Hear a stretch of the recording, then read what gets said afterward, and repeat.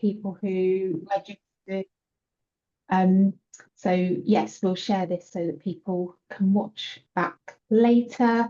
It's all pretty informal. So we'll have lots of time for questions and chatting, but also, like, if you've got points of clarification as we go through, like, please do feel free to raise your hand and chip in. So I'm going to kick off a little bit, just tell you a bit about Thread and what we're about. Craig and I will have a quick conversation to set the scene about the Accelerator, and then dive into your questions, really. So, who is Thread? Some of you may know us already or have worked with us in different guises. We formed earlier this year as a collective of fundraising experts. We're all people who've been working in the charity sector for a number of years, generally then moving into freelancing. And we kind of noticed this gap that charities are either working with freelancers who have a great value but have limited capacity, or working with big agencies with lots of capacity but not always the flexibility and the price that people are looking for. So we're trying to sort of find that sweet spot in the middle where you can have the best of both worlds and kind of scalable teams of different freelancers who come together to help you solve whatever problem it is that you're working on, and really feeling like an extension of your team. When clients say that to me, that they feel like I'm an extension of their team, that's always really great, because you know you're kind of getting something right. So that's, I guess, a little bit of the vision behind Thread and what we're hoping to offer to the sector. What we actually do is across a range of different things, strategy and planning, down to the more hands-on stuff around campaign creation and delivery. We have a whole area of work around supporter experience design. That's an area that Craig and I particularly have worked on a lot together over the last 3 or 4 years. Some really amazing projects in that space. AI and automation and working with data is something that we have been doing for a long time, but with all of the AI tools that are now available to us, the opportunities that opens up, helping charities to make the most of that. Training and coaching, we have a bunch of online courses, but we can also create bespoke things. Craig and I often are delivering copywriting training together and supporter journey training together. And then the newest thing, probably, which builds on that AI and automation, is the tech platform and the tools that we've been building ourselves. So that's to give you a little flavour of the things that we do. And you'll have, I guess, got a bit of a feel from that if you've looked at what we're offering in this Accelerator package. So I'm going to bring Craig in now, and it would be great to hear from you, Craig. Why are we doing this? Why are we giving away all of this support, over £100,000 worth of support? What was your vision behind that? Yeah, so there's a couple of things, really. I think I've realised I do lots of, and we all do lots of little pro bono bits and pieces where someone says, "Oh, can you have a chat with my colleague?" Or someone's, new into an IG role or a community role. Can you just have a chat and give them some pointers? And when you sort of start adding that up, which is great, and we're very happy to do it, but actually it's quite superficial and quite, surface level, and doesn't really go deep. And then on top of that, a few of us have been trustees, and I've certainly been trustee at a couple of charities and on a couple of advisory boards. So like this, I was on the sport experience group at the IOF and trustee at Thames Hospice and Sophie, and I've sort of ended that, and it's like rather than dive in to be a trustee again, I think I could probably add more value in other ways. And so when we discussed it as a team, we thought about, right, let's do, something big, put all that hours that, I was spending probably 2, 3 days a month on it. Some of the team is spending half a day. We're all spending time doing this pro bono. If we put that all together into one package, could be really powerful, and we could really help one charity in a significant way that hopefully will, use all these tools and techniques that we've brought together and can actually really help drive forward some change. And I think one of the things I think, has always been important to you and I, Leanne, and we've talked about a lot is that, and you mentioned it earlier, is about being that trusted partner. And this is about rolling up our sleeves and working alongside you. It's not these like all-knowing clever cloaks consultants coming in and tell you what to do. We want to partner with you, we want to be an extended part of your team for a year and see what we can do together collectively to drive growth in your charities, really. So that's very quick overview of why we're trying to do it and why we came up with this idea.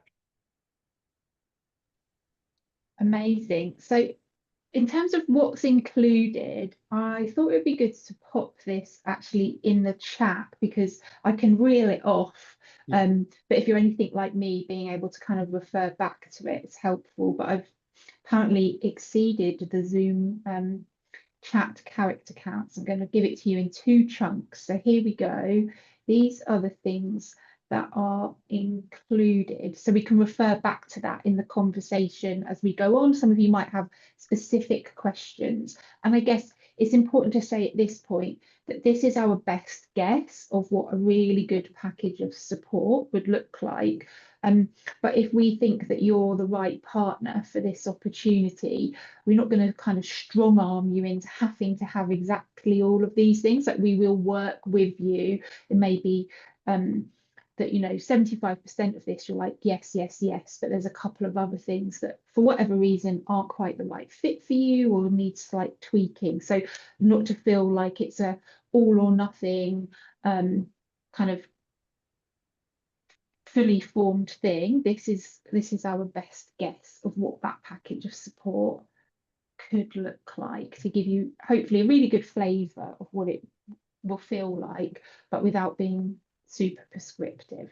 Yeah, for example, I mean, you might be already working with a great consultant in a particular area, or you might have a particular strength, so you don't need some of this. But hopefully, we are looking for someone who can use as much of this as possible. Really, I think that's important as we do it and go ahead with it. Yeah. So Craig, what are we looking for in a partner? Well, if we think, what we're looking for in a partner, I guess there's a couple of things, isn't there? There's that enthusiasm and that willingness and openness to learn and to sort of work with someone. Obviously, there needs to be a bit of capacity to work with us. We know everyone's really busy. Day jobs can be all consuming in fundraising, and I don't know many fundraisers who say, I've got loads of spare time on my hands this week. But we do need to be able to carve out time to be able to put some of this in operation. And then we've all worked in the sort of bureaucracy and silos of various charities. So what we need is to make sure that the organization is on board with this, because the last thing we want to do is have a kick-off meeting, get all excited, and then actually the IT team says, no, you can't do that. The finance team says, well, actually, we've got a problem over here. So we're looking for someone actually, we've cleared that path, and we can use some of the tools and platforms that we think can help deliver some of the activity that we'd love to work with people on.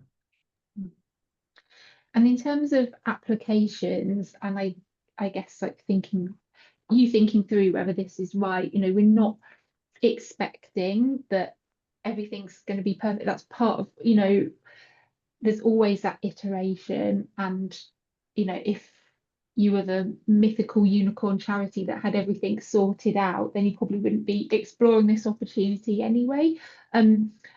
So I guess that's just to encourage you, if there's kind of a lot of boxes being ticked when you're looking at this, but there's a couple of areas that you're not sure about, like, don't let that put you off from applying. We know how laborious all different applications and things for charities can be, so we've tried to keep it as simple and as top level as possible.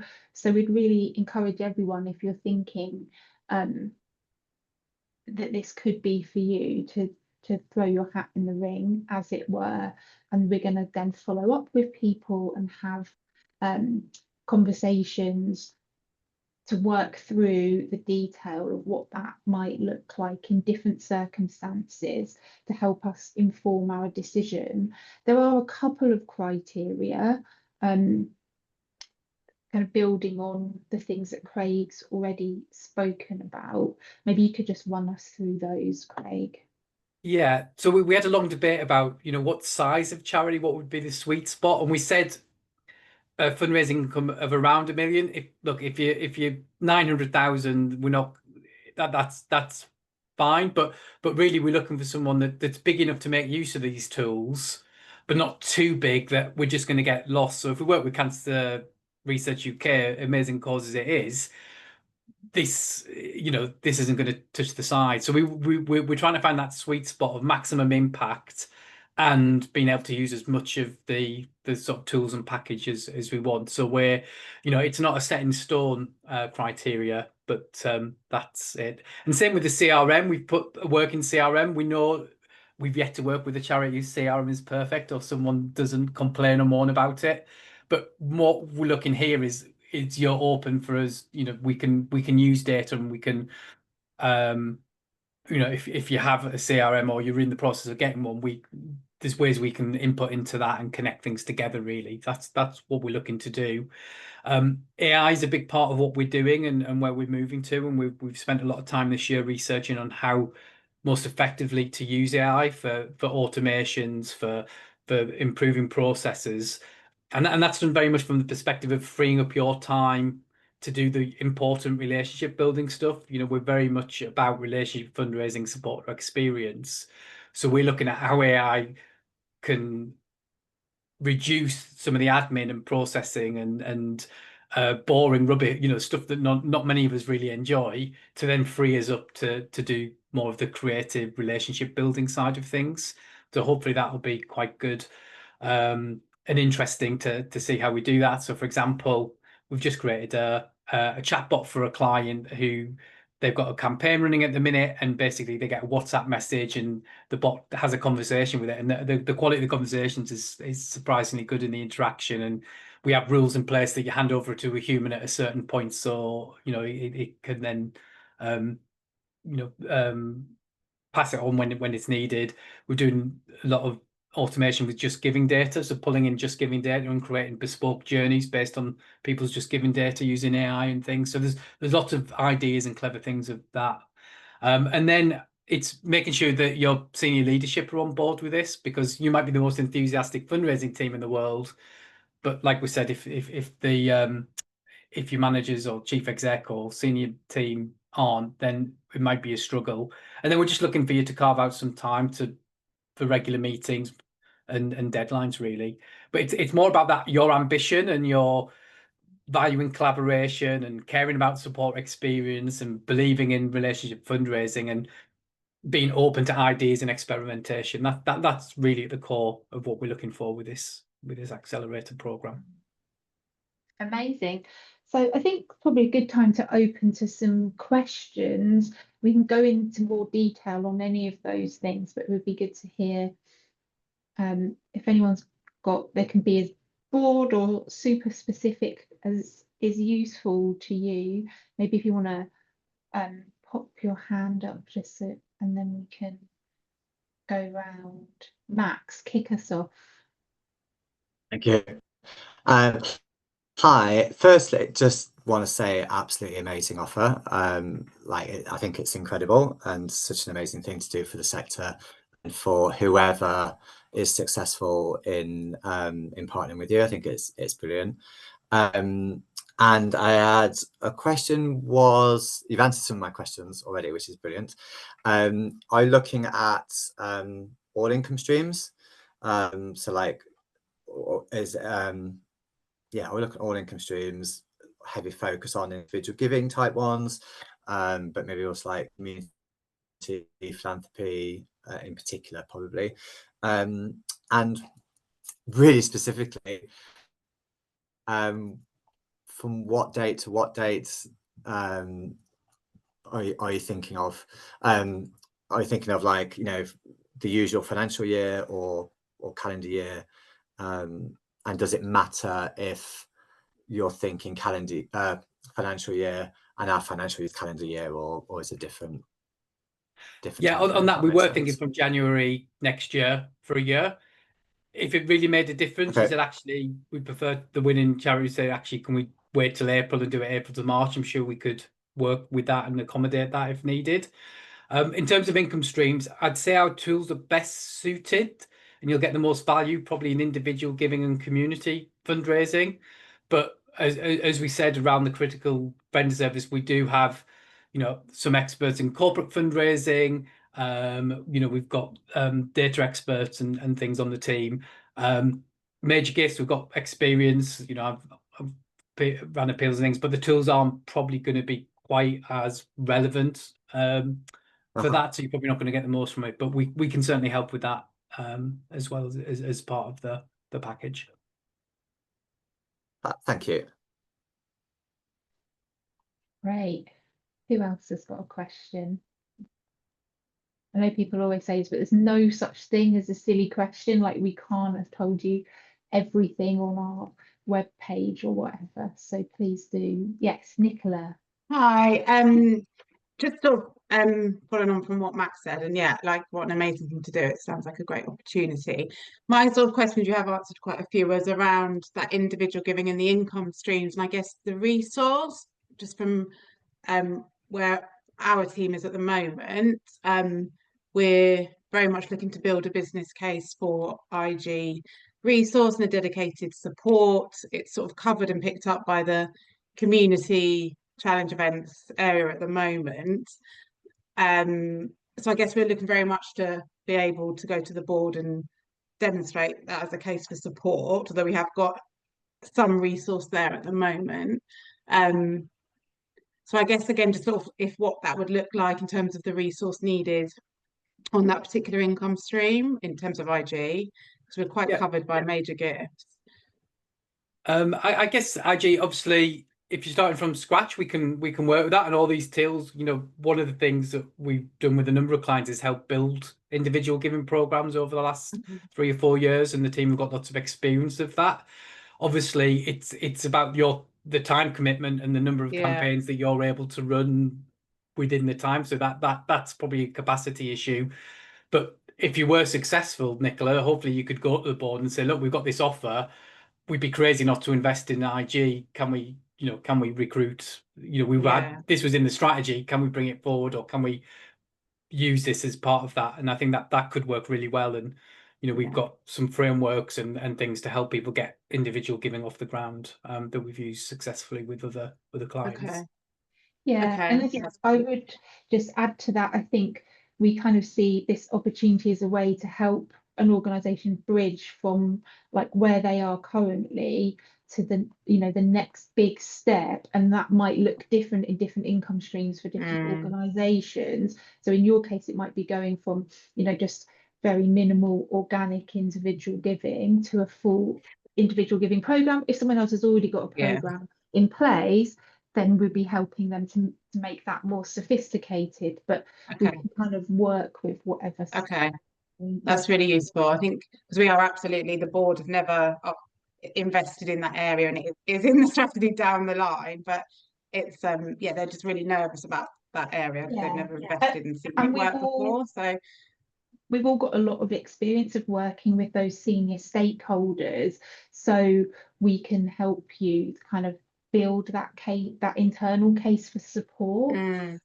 That, you know, we would see that stakeholder management is always kind of part of what we're supporting the fundraising team to do, to get that organizational stuff, that internal stuff right.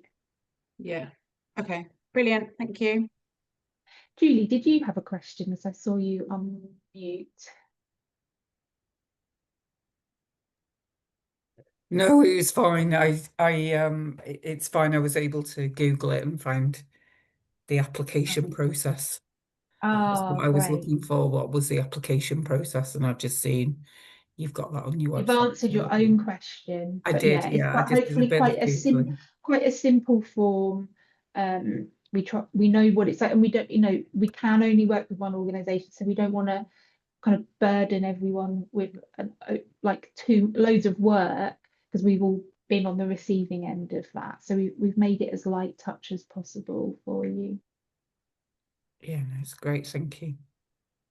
Rosie, Lucille, anything from you? Yeah, can you hear me? Okay. Yeah. Yes, I'll just echo what I think Max said, that it's a really brilliant offer for the sector, I think. I came along, so I've got a client that I thought it could be really useful for. However, I think their income is over 1 million, but their fundraising income is probably at like 750k. So it sounds like maybe more suitable for something smaller. But I yeah, wouldn't rule it out depending on the income mix. If it's very Okay. grant heavy, then maybe it's not suitable. But if it is more, if it's entirely individual giving and community, then I think that that is probably workable. But Yeah. Okay, Um, cool. Thank you. And just to say, we are looking at what we can do for smaller chat. We did when we launched. I know Julie, you were one of the winners of the Supporter Journey review. I know it's been slow progress, but we're hopefully progressing on that a little bit. That we'll be looking at what we can do for smaller charities as well next year, and we'll come up with an appropriate sort of offer and thing for them next year. Cool. Thank you. It's still been really useful to hear more about it, because I can talk about it to other clients potentially. Right. So yeah, Thanks, thank you. Rosie. Any more for any more? Oh, Max, hi. Hi again. Sorry, it's ages since I've used Zoom, so like raising hands and so on. Could you tell us a bit more about the Thread fundraising platform for like managing supporter journeys and so on? And partly I ask because we're looking at currently looking at options for a platform to enable us to do this. So even outside of the Accelerator program, that might be one for us to look at. But also if you tell me a bit more about that, would be amazing. Yeah.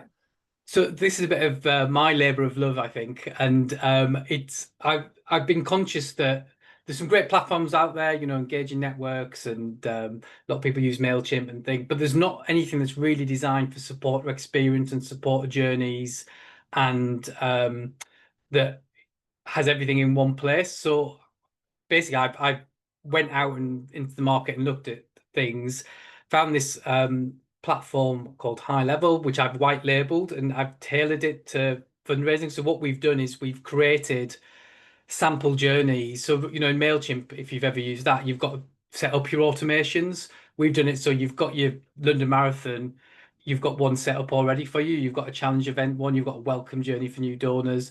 We've got preset journeys that you can then adapt and use, and all those automations are already built for you. It also, so you can do all your email from there. You can create landing pages. So for example, lead generation, you can create a petition page. And again, we've got templates set up, a quiz, there's templates. The automation is more sophisticated than MailChimp, and you can use AI within it to tailor emails. So I mentioned the Just Giving data, we can pull Just Giving data into the platform, and so when someone sets up a Just Giving page, we can get all the information from the Just Giving page, draft an email, send it to the support care team or the community fundraiser and say, this page is set up, here's a draft email to welcome them. And then when they get to 50% of the target, we can send them an email, say, well done, you're halfway there when they hit the target. So you can start using data in really creative ways to deliver better experiences. I've just picked Just Giving, but we can connect any system, so Fundraise Up or whatever donation platform you use. We can bring the data in, and then rather than having to go through your CRM and then do it, we're not saying get rid of your CRM, but we just know how slow sometimes that can be and how cumbersome. So just trying to speed up those processes so we can deliver quicker, better experiences. And the idea is there's a lot of this is pre-built for you, and it is solely for fundraising and support journeys and individual giving campaigns and things like that. So we've been testing it throughout the year, and we've now at the point where it's, you know, we're ready to sort of go big and launch it, because we're really pleased with how it's all come together. Amazing. Have you launched it? Yes, yeah, we've got 4 or 5 clients using it for different use cases. So like the chatbots are all done through it. We've got someone setting up an out of office support care hotline to answer phone calls from supporters on weekends and evenings, that will then, you know, take a transcript, either answer the question there and then, or take a transcript Okay. and send it to the right team member. We've got people doing, like I say, their lead generation and sort of web pages for supporter acquisition on there, and other use cases. So yeah. Amazing. Great. I'm conscious that we've hit 1 p.m. And so yes, if you need to dash off, then feel free to do that. But equally, if anyone's got a burning question and they, you know, you've got 5 minutes more and you want to hang on, then yeah, Craig and I are happy to stay on the call.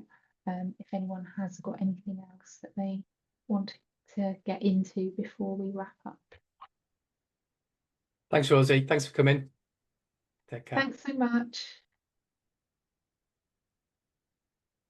Yeah, thanks, you. Thanks, everyone. Well, I'll stop the recording. Yeah.